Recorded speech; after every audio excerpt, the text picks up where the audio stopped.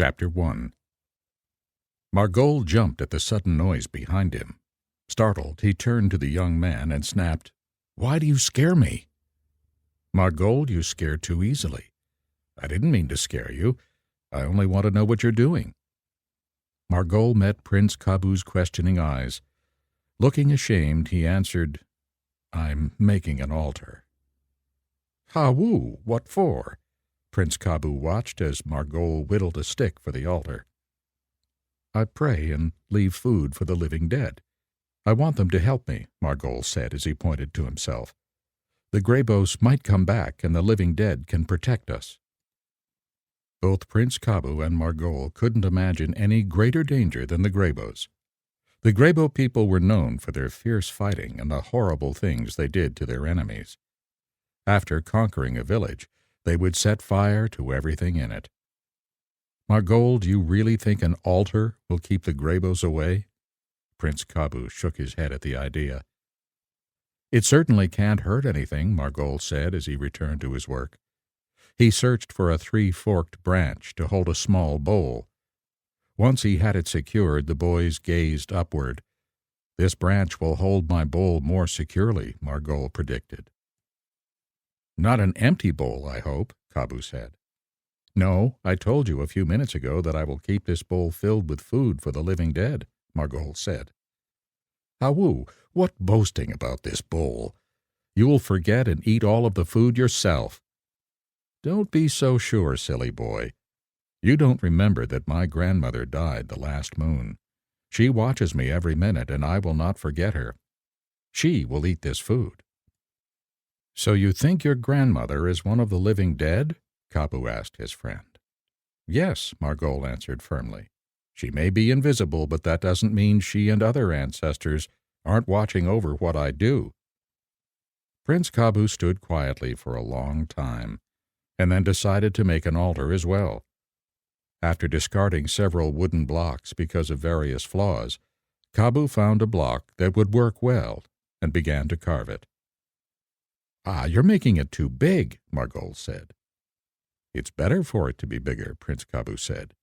"Then I can feed more of the living dead. We will need all the protection we can get if the Grebos come back. I heard my father say they will." "It must be nice to be the chief's son and hear all of the important men talk," Margol declared. "Father seldom lets me listen," Prince Kabu responded as he continued digging wood from the center of his bowl. Margol ran off to find cola beans for his bowl. When he returned, he filled the bowl with beans, seeds, a lizard, and 3 snails. Satisfied with his completed task, Margol sat under the shade of a mango tree and watched Prince Kabu continue to work on his altar. They were on the edge of the mango trees near their Kru village. It was harvest season, and the grove of trees vibrated with movement and sounds. Margol and Kabu were members of the Kru tribe, which lived somewhere between the river Cestus and Grand Sisters in the forests of Liberia, West Africa. Liberia got its name from the Latin word for liberty. It was given that name when the nation became the home for slaves who were freed when slavery was abolished in America. Many liberated slaves who wished to return to Africa settled in Liberia. They set up their capital city in Monrovia and lived mostly on the strip of land along the coast. These former slaves had been in contact with Europeans and Americans, and many of them were Christians. Their lifestyle was quite different from that of the people who lived in the interior of Liberia. Thousands of people like Kabu and Margol had never seen a non-African and had never heard the name of Jesus. Kabu was born about 1873, although his people did not keep written records of births. Kabu's father was a chief among the Kru people. They were tall people for that area of Africa, and they mostly hunted and fished. The Grebos and the Kru people had been fighting for years. Sometimes the disputes between the two groups would linger for weeks. Years before Kabu was born, there had been a dispute over some farming land. For a long time the quarrel dragged on, and then the Grebos invited the Krus to send some of their leaders to discuss terms of peace. 28 crews went to the conference and were welcomed with signs of great friendliness. A bull was killed and large quantities of rice and red peppers were prepared for the feast. After everyone had eaten their fill, the men sat down in a large hut to begin the discussion. Then the women and children who had watched the feast were allowed to eat the leftover food. Some of the men were squatting, others were sitting on blocks of wood, broad poles, or stones. Suddenly, a shrill whistle pierced the air. The Grebo warriors, who gathered outside the hut, burst in and attacked the crews with knives, clubs, and spears. For a few minutes, everything was confusion. The air was filled with the noise of battle and with cries of pain and anger. The crews were unarmed and outnumbered. They had no chance against their fierce attackers. 2 of them frantically tore holes in the grass walls of the hut and managed to escape. The remaining 26 were brutally murdered. The 2 men who escaped made off into the bush. One of them became Chief Kabu, Prince Kabu's father. Kabu was a family name used by all the male members of the family. When Prince Kabu was born, the crew people had a great celebration. The fact that Kabu lived was unusual because 4 out of 5 children in his village died in infancy. In the eyes of the people, a baby boy showed great favor from the gods. Soon after his birth, the baby was forced to endure a cold bath intended to make him strong. His tender body was rubbed with salt or red peppers. When Kabu was only a few days old, rice, leaves, corn, palm butter, and chunks of meat were crammed down his throat. The crew believed these foods were strong man's food, and that eating them would make the child strong. After it was clear that Kabu had survived the ordeal, and many crew babies did not, his body was rubbed with sand and coconut bark to toughen him. Apart from his mother's milk, he would never have another drop of milk. His diet included elephant and monkey meat and an occasional bush rat. As Prince Kabu grew older, he learned to play a variety of games. He was taught to hurl a stone with a sling and to shoot an arrow from a bow. But the crew village continued to be raided by the Grebos. After each raid, villagers struggled to rebuild and often had only bush rats, snails, and slugs to eat. When they could, they killed a hippopotamus, or a bush cow, as they called them, to supplement their diet. Fear of another assault by the Grebos motivated Kabu and his friend to build their altar to the living dead. "It looks like you will never finish. Let me help," Margol offered. "Help indeed. With luck I will finish before the sun dips below the ground." "Luck, you say? You'd better move your hands like the bird's wings," Margol taunted. "Just you watch. When the sun dips low, my altar will be finished," Prince Kabu said with resolve in his voice. "I'll get the food. It will take many snails to fill that big bowl." Margol slipped away into the jungle to search for the snail offering. In many ways, these 2 boys were like a couple of beans in a cola pod. They were close friends and did almost everything together. Neither boy wore shoes to protect his feet from the deadly throes of the jungles and the burning sands of the tropics. Also, they wore little clothing to protect their black skin from the strong sun. Margol returned as the sun was setting. The prince had finished his carving and placed his bowl in the mango tree near Margol's altar. "Wow," Margol admitted. "You weren't boasting when you said you would finish the bowl today." "It was a difficult promise to keep," Kabu confessed. "My hands ache." Margol put the food safely inside Kabu's bowl. "Ah, now the living dead will watch for us and protect us." "They can't hurt anything," Kabu thought, "but they probably won't help us." The prince wanted to believe that the living dead would keep his village from harm. At the same time, he remembered the last raid from the Grebo people. Many crew warriors had been killed or captured.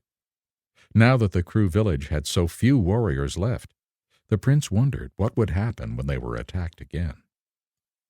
Only a few days later, Prince Kabu learned the answer to his questions about the village's protection. As the sun crept over the edge of the horizon, He heard the cry, "Grebos!" Screams filled the air as flaming arrows fell on the round straw huts. Prince Kabu knew exactly what to do. He had been taught to run. Amid the clattering and clanging of flashing spears, the young prince wasted no time. With the other children, he splashed across the river and climbed a tall tree. As he clung to a high branch in the tree, the prince watched the women help little children across the murky-colored river. The Grebos circled the village, throwing their flaming spears. Prince Kabu snorted, "Worthless goats! Worthless goats!" As he continued watching, Kabu saw Kru warriors shoot arrows, shout orders, and beat the flames until the fire finally forced them outside the village. One by one the warriors were killed or captured. Prince Kabu trembled with rage. He felt completely helpless watching the Grebos steal the cattle, rob the villagers' huts, and carry away the stores of rice. As the Kru warriors wailed, the prince covered his face and moaned, "Oh, look at the blood! If only I could do something!" But there was nothing for him to do. His job was to survive. After the Grebo tribe took their captives and plunder away, Prince Kabu climbed down the tree and hurried across the river. Some parts of the village continued to smolder and burn. The prince stamped out the sputtering remains of the fire. He stared at the pile of cinders that had been the chief's hut. Swaying and shuffling, he wandered over the well-trodden ground, calling out, "Father! Mother!" His eyes focused on the mango tree, where he had placed his bowl to the living dead. The branches were burned and the altar was black, but the charred food remained. The prince stared in silence at the altar for a long time. Then he said bitterly, "So this is how you protect me." Prince Kabu huddled against a tree with his head down and his shoulders hunched. It was there that his father, the chief, found him. "Come now, son. Your mother will worry about you. Your sister is safe, but Margol is dead." The prince began to wail. Suddenly he turned and looked back at Margol's altar. "He thought you would protect him," Kabu screamed at the living dead who had failed him. Slowly he joined the other Kru people who were creeping back to the charred remains of their village. Chief Kabu tightly hugged his little prince and took him to where Kabu's mother and his little sister Ute were waiting for them. Mother had remained on the other side of the river until every little child had safely crossed the river and returned to what was left of the village. The 4 members of Kabu's family cleaned up the burned straw where their hut had been and struggled to build another shelter. Almost everyone in the village had lost a family member. With sad faces and feelings, the people scratched through the ruins, looking for food. One thing was plentiful: palm branches for building new huts. The Grebos had ruined their gardens and stolen most of their animals and rice, but they had left plenty of palms. The Kru people managed to stay alive by eating roots, raw monkeys, and coconuts. No other food was available until they could harvest new gardens and start new herds. As Prince Kabu grew older, the village grew stronger, but the children remembered the vicious attack that had cost them so much. They were filled with hatred for the Grebos. One of the Kru ways to get revenge was to chant against the Grebos. Prince Kabu and other young people spent long hours dancing and chanting against the Grebos. Word spread that the young men were planning revenge. Though they had been children during the last raid, they now considered themselves the warriors of the tribe. "My son!" Kabu looked up in surprise. "Yes, my father?" While Kabu was only about 15, he had spent a great deal of time with his father, even more than the head counselor. After all, the chief was proud to have his eldest son, the prince, at his side. "Listen, what am I hearing?" Kabu lifted his head and held his breath for several seconds. He could hear nothing. Nothing, that is, except for the low conversation of people in the compound huts as they began to wake up early in the morning. What else could it be? "I hear nothing, my father." "Quiet, every one of you. the older man commanded the villagers who stood nearby. Something was definitely wrong for the chief to speak in that tone of voice. He never spoke sharply. He was the chief of that village, and whatever he said, the people obeyed. The sudden silence played loudly in Kabu's ears. A sound rolled toward them on the wind. It grew louder until no one could doubt where it came from. "The drums," they whispered. "What are they saying?" The deep voice of the talking drums sounded louder. No one could mistake the message. The enemy is here. Immediately the village sprang into action and noise. Young men ran for their spears and sharpened their knives. The women forgot about their food preparations, rushing instead to get the small children to safety. Everyone was preparing for the coming battle, but because many of them had been asleep, they were not ready when their enemies arrived. The Grebos had decided to stir up the other tribes and villages against the crew. The Grebos told the other villages that Chief Kabu was planning to conquer all the other people along the coast. All the tribes banded together with the Grebos to attack the crew. The sunrise attack was all too successful. Fight as they might, there was no way the crew could defend themselves against such a large force. At the end of the day, the sun dipped quickly behind the horizon, as if to shield its face from the blood and dead bodies. Most of the crew people turned away from the ceremony that marked their defeat. They could not bear to watch the proud chief and father of Prince Kabu be humiliated. The old chief put his face on the ground before the cruel Grebo chief who had defeated him. With deep sorrow the crew chief said, "Yes, all you ask I will do. See, we have given you everything from our village. We will gather the rest and bring it to you on the day that you select. Your words are good." "We will take your son until you bring the rest of the goods," answered the cruel chief. "Ah, I beg you, don't take my son. We will do everything that you ask. You can trust us. Only leave me my son." "He is ours," the Grebo chief shouted with anger. At those words, Kabu felt sick with fear. He knew the terrible reality of captivity as a pawn or captive. Already, Kabu had suffered twice as a pawn to other chiefs. Roughly, the enemy seized Kabu and tied his hands. Soon the loads were ready, and off they started to a camp some miles from their village. Kabu looked back sadly at his people. Tears came to his eyes at the great sorrow on the face of his father. "Do not be afraid for me, father. It will not be long," Kabu cried. "You will get the goods soon, and I shall be back before too long." It was the last time he would see his village home. The hot African sun poured down on the clearing where Prince Kabu stood, surrounded by Grebo men and boys. Kabu's father and his people had brought the first payment toward buying back their prince. They had labored hard to gather baskets of palm kernels, chunks of dried rubber, and a few pieces of ivory to place at the feet of their enemy. To their dismay, the Grebo chief shook his head and laughed at their offering. The Grebo chief taunted Kabu. His father, Chief Kabu, glared at the chief of the Grebo tribe. The boy met the gaze of his enemy with steady eyes, but his young heart pounded with fear and dread. "Oh, please, father," he thought. "Please rescue me." Chief Kabu looked down at his namesake. He placed a hand upon the boy's shoulder. "I will buy you back, Kabu. You'll see. As soon as we are able, we will buy you back." The chief of the Grebo people stepped forward, his eyes hungry with greed. "You know the terms of our agreement.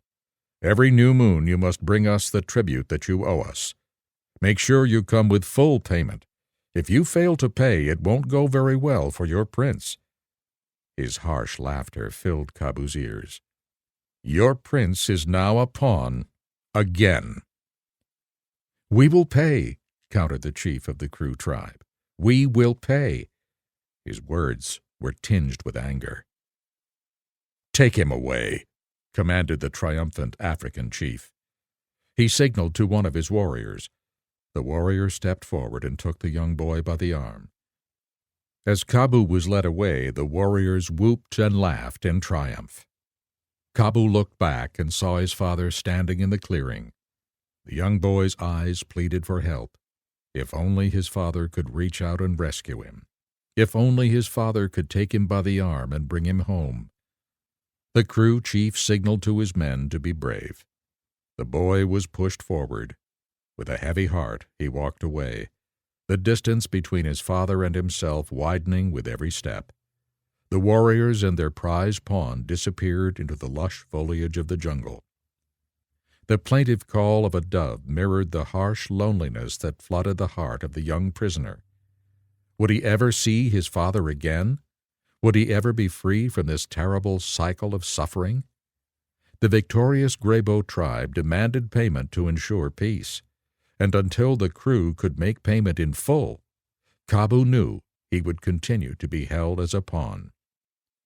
Kabu walked the trail to the Grebo camp. The warriors prodded him with their spears. With every jab, his body shivered with fear. He already knew the cruelty that awaited him. The cold heart of the Grebo chief allowed for no mercy toward any slave, especially for the pawned prince. Despite his fears, the young boy held his head high.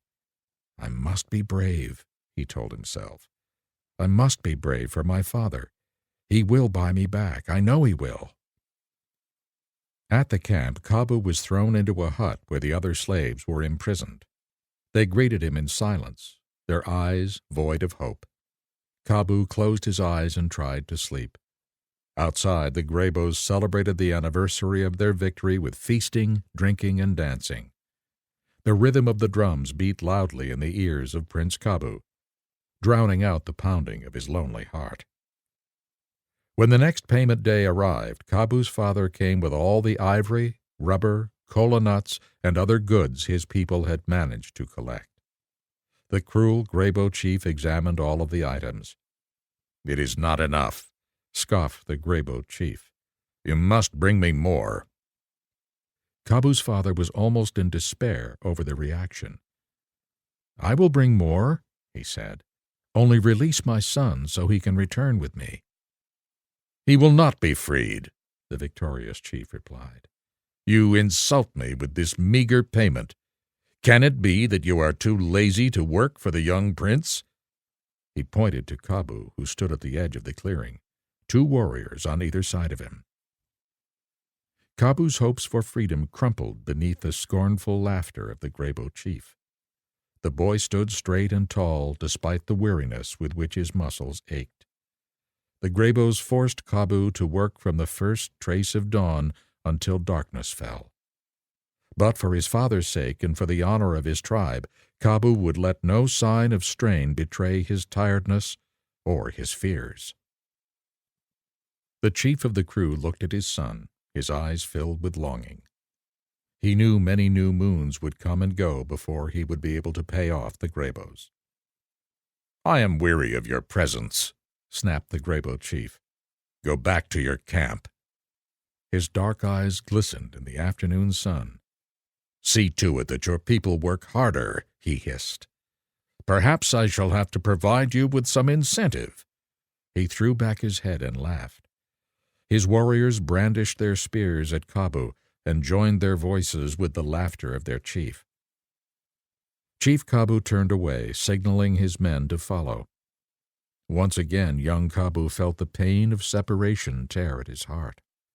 The bonds of slavery tightened around his mind, freezing all thought of freedom. Suddenly, the drums in the camps began to beat slowly, with a taunting rhythm. Kabu's blood ran cold. He watched as the chief gave a signal to his men. The other slaves were brought into the clearing.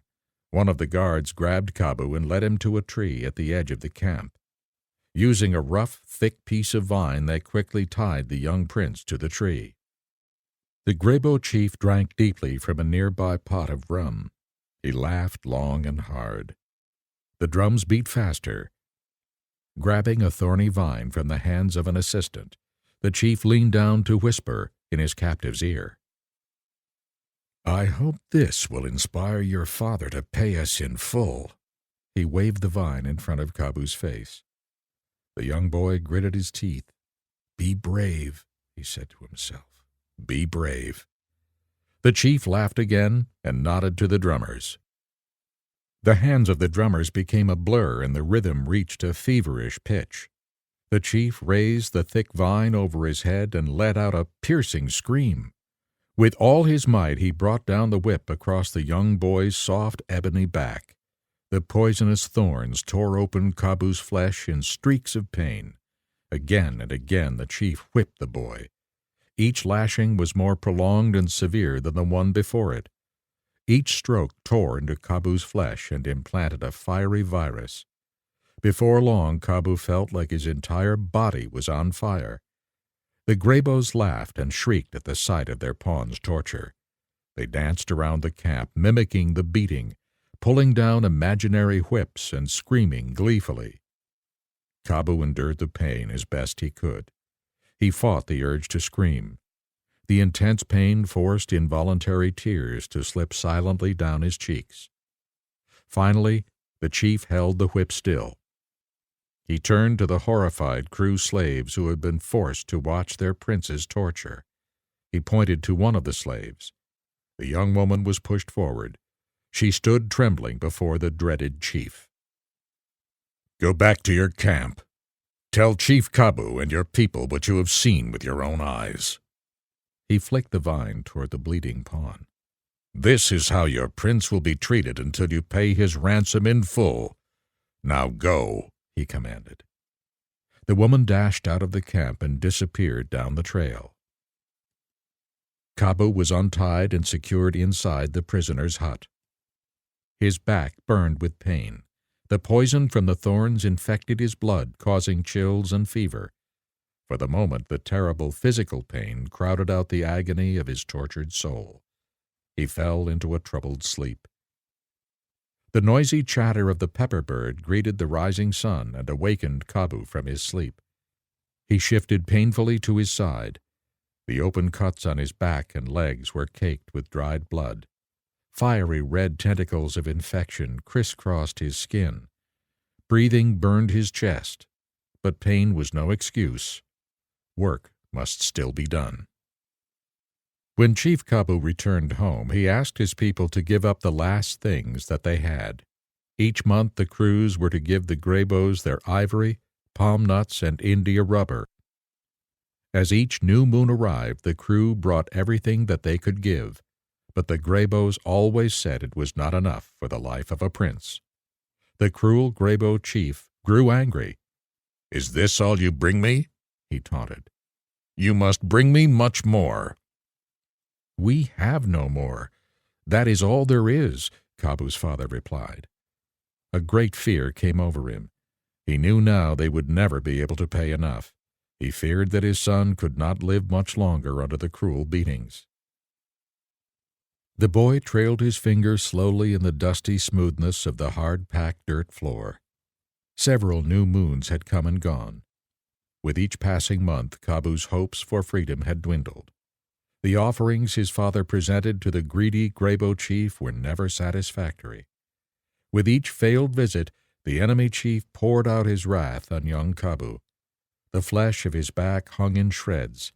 His body was covered with open sores and burns from the whippings. He was exhausted from loss of blood and fever. Kabu sighed.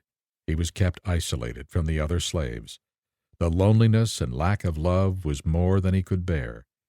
The customary lucky charms of his people that he wore around his neck and ankles had long since been stripped from him. They had not protected him from harm anyway. His body was gravely weakened by what had become daily torture. Still, the Grebos forced the young prince to work. Kabu was angry and desperate. "I must do something," he thought. He decided to try and escape. It was his only hope. A sudden commotion in the camp pulled Kabu's head from the floor. Dogs barked wildly. Young children shouted and jeered the visitors. "Father!" whispered Kabu. Two warriors burst into Kabu's hut. They jerked him roughly to his feet, Kabu was escorted to the center of the clearing. His heart raced at seeing the face of his father. In the clearing, Chief Kabu and his people placed baskets of rice at the feet of the Grebo chief. The harvest had been plentiful. Surely this time it was enough. Kabu looked eagerly to watch the response of the Grebo chief. "You must be joking," snarled the chief. He reached out with his foot and kicked one of the baskets over. "This is hardly a tribute worthy of such a great and mighty warrior as I." The Grebos shouted in agreement with their chief. Kabu's father stepped forward and stared determinedly into his enemy's eyes. "I assumed you were going to respond unfavorably to our generous offering," he said boldly. "Therefore, I have another offer to make." The Grebo chief leaned forward, his eyes glinting with greed. "What is it?" he demanded. Chief Kabu signaled to one of the crew. One of the women came forth from the group, leading a little girl by the hand. Kabu sucked in his breath. "Ute!" Kabu stared with longing at his sister. The sight of her chubby cheeks and sweet brown eyes overwhelmed Kabu with feelings of love and longing. The little girl looked around the camp, bewildered. She was too frightened to cry. "This is my daughter," Chief Kabu announced. "Take her as a pawn and give me back my son. We will then pay the balance of the ransom as soon as we can." The Grebo chief shook his head in disbelief. "Your daughter? You are offering me a worthless female child?" He threw back his head and began to laugh. His cruel laughter slapped across Kabu's heart like a whip. "You must take my daughter," insisted Chief Kabu. "My people need their prince. You have kept him long enough. Be reasonable." To the surprise of everyone, young Kabu stepped forward. "No, father, no," begged Kabu. "Do not do this thing. I am a prince. I can bear this torture much better than my sister could. Please do not offer her. I am strong. I can do it." All eyes were on young Kabu. His father looked at his son, his heart breaking at the sight of his brave young face. "That's very noble of you," jeered the Grebo chief, "but I would never accept this ridiculous offer." He turned his attention to Kabu's father. "Your daughter has no worth. You are desperate. Only cowards and fools wear their desperation on their faces. Get out, and next month you had better not fail to please me." He looked menacingly at his pawn. "You had better not fail," he repeated. Kabu's father turned away. One of the women picked up Ute and followed quickly after her people. Young Kabu was dragged to the field to work. By noon the chief was drunk, his anger over the latest offer fueled by the rum. He ordered Kabu brought to the whipping tree. The boy was beaten until he passed out. Another crew slave was released. "Tell your chief that's what I think about his stupid offer," shouted the chief after the fleeing slave. His words were slurred. "Tell him his precious son is paying for his father's foolishness." When Kabu came to, he found himself on the ground of the hut. His strength had drained away. Bleeding and infection were drawing the life from his young body. All hope drained from him as he lay on the floor. "I'm going to die," he thought. He remembered what he had been taught about the spirits that lived in the water and trees and stones. They had not helped him to escape his suffering. Thoughts of death terrified him. "What happens to you when you die?" the boy wondered. In his short life, he had seen a lot of death. Young children and old people dying from illness. Young men killed by their enemies. It was always the same. Life disappeared. The person was cut off from those who knew him. Was there only endless darkness after death? Did death stretch on forever, like a black river of separation and nothingness? When the next new moon arrived, Kabu's father did not appear. When it became obvious to the Grebos that Kabu's father was not going to return again, the angry chief ordered Kabu to be beaten every day. Each beating was longer and harder than the one before it. Because of the poisonous vine they used for a whip, each stroke tore open his back and caused him great pain. The poor boy felt as though his whole body was on fire. Each time Kabu was beaten, another crew slave watched, and then was sent to Kabu's father with the horrible tale of the whipping. "It will be much worse for the prince if you do not pay at all," the chief warned. But nothing could be done. There was no more for the Kru people to give to the Grebos. Kabu's wounds did not have time to heal from the beatings. The flesh on his back was cut to pieces again and again. Kabu knew that his only hope was escape. But what hope did a half-dead boy who was watched constantly have of running away? One day, Kabu was beaten in the side of all the camp, and his neck was placed in a stock made of 2 wooden beams that closed over his neck. His head stuck out from the hole. Then the Grebos left him alone to suffer. Kabu saw blood oozing from his wounds, and fear gripped him. "I must escape or I die," he gasped. He hoped he would die before he met the awful death his enemies were preparing for him. They were digging a large hole in the ground where they were going to put Kabu if his father did not return.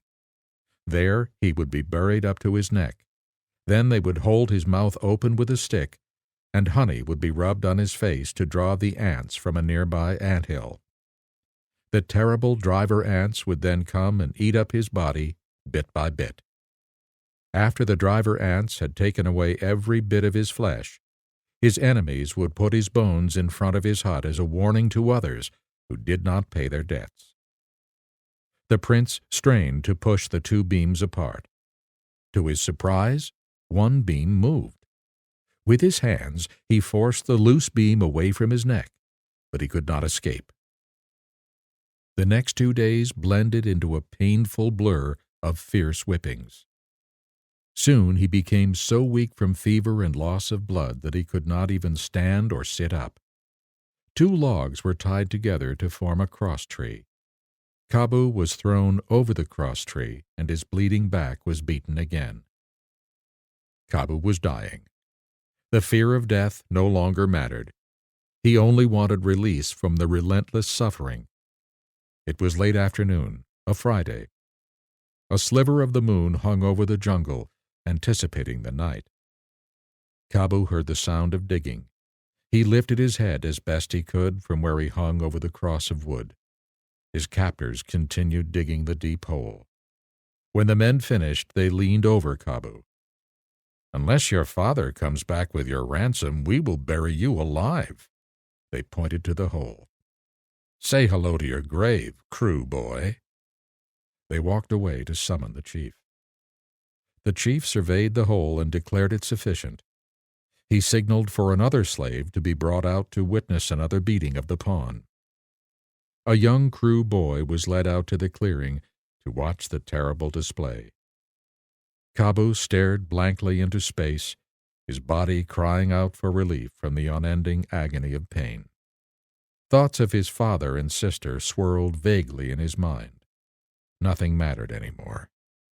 Suddenly, a bright light like a flash of lightning shone out over Kabu and his wooden cross. "Aye!" yelped the terrified Grebo chief and his men. The light blinded their eyes. They were stunned, helpless. The young Kru slave brought out to witness the torture of his prince watched the fantastic scene with amazement.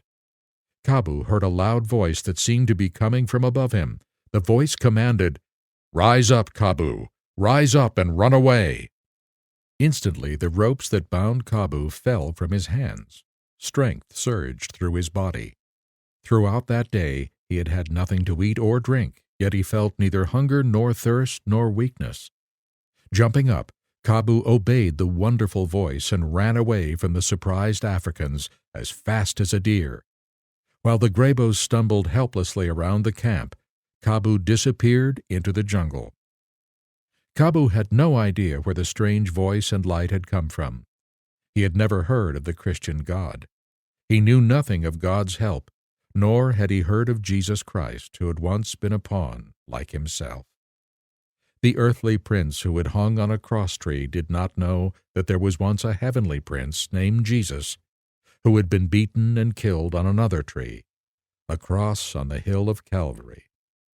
No one had told him that this heavenly prince rose from the dead and is living today to bring life and help to others. The only thing that Kabu knew was that a strange and unseen power had come to his assistance. Swiftly, Kabu ran into the forest. "Don't take the path," he told himself, and stumbled into the bush. He squirmed between roots and scratched his way through the tall brush. Poisonous cobras, lizards, and vipers lay in wait, but Kabu didn't fear them as much as he feared being returned to the Grebos. As Kabu tried to decide where to go, he rubbed his eyes. To his utter amazement, the light that had burst upon him in the Grebo camp was still with him. With the help of that light, Kabu journeyed on through the jungle. He was able to find fruit, nuts, and roots to eat. He ran like the wind. The prince was sure-footed, guided by the light. Night fell quickly, blanketing the jungle completely with darkness. Countless insects and tree frogs wove a cloth of endless music for the night to wear. As he ran, the boy marveled at what had happened. What was this strange light? Whose voice and helping hand had reached out and set him free? The answers to his questions would have to wait. For the moment, he must put as much distance between himself and his enemies as was possible. Not knowing where he was going, Kabu traveled on. He slowed his run only when he felt confident that his enemies could not catch up to him for the moment. A dead teak tree loomed in the shadows. Kabu searched it with his hands and discovered the trunk was hollow. He slipped inside the tree. He could sleep safely there. The black of night was softening into the gray of dawn. Kabu stayed in the tree. It would be too risky to travel during the day. He feared being seen by anyone. An escaped pawn was a prize to be captured and returned to its owner. There were other fears to wrestle with as well. The low growl of a leopard rumbled faintly in Kabu's ears. His heart fluttered in his chest. He held his breath. The sound faded into the distance. The fugitive boy relaxed. Leopards, snakes, and wild boars were among the many dangers Kabu would have to face in the jungle. The young boy fell into a restless sleep. His mind swirled with thoughts of the amazing thing that had happened. His father's face and his sister's soft eyes filtered through his dreams, tugging at his heart. He knew he could not go back to his own camp. It would mean certain punishment for his people. Exhaustion finally triumphed over troubling thoughts, and the boy fell into a deep sleep. When he woke, he would face the jungle again.